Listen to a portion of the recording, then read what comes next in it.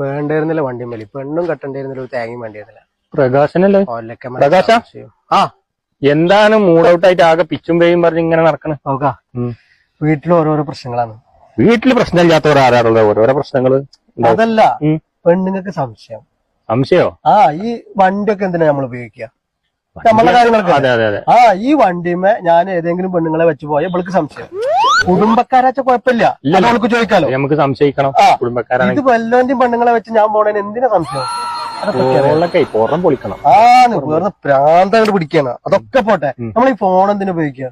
Phone നമുക്ക് ആർക്കെങ്കിലും ഇങ്ങോട്ട് വിളിക്കാനോ അങ്ങോട്ട് വിളിക്കാനൊക്കെ വിളിക്കാനല്ലേ?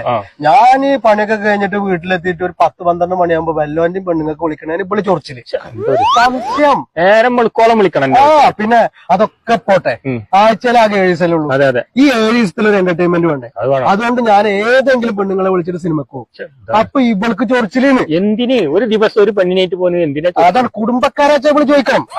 ഇതിപ്പോ വല്ലോന്റെയും പെണ്ണുങ്ങളല്ലേ? നമ്മളോട് പിന്നെ ആ പ്രശ്നമൊന്നും ഇല്ല കേട്ടോ. പിന്നെ നിങ്ങള് വാതിലൊക്കെ അടച്ചിട്ട് 6 മാസമായിട്ട് ഉള്ളോടെയാണ്. അത് ഈ ഷർട്ടിന്ന് ഒരു മുടി കിട്ടി പറഞ്ഞിട്ടേ, നീളത്തിലുള്ള മുടി കിട്ടി പറഞ്ഞിട്ട് ഊക്കം വെക്കാനൊക്കെ കഴിഞ്ഞു പോയതാ. അതിന്റെ തലേ ദിവസം ചോറിന്ന് ഒരു കെട്ടുമുടിക്ക് കിട്ടി. അപ്പൊ ഞാൻ അവളോട് ചോദിച്ചേക്ക് പറഞ്ഞത് കാറ്റിന് പറഞ്ഞു വന്നേക്കാരം. എന്നാലും ഇടക്കിടക്ക് വിളിക്കലുണ്ട് കേട്ടോ. അപ്പൊ സ്നേഹം കൊണ്ടാവൂലേ? സ്നേഹം കൊണ്ടല്ല, മുടിയുടെ ആളെ കിട്ടി.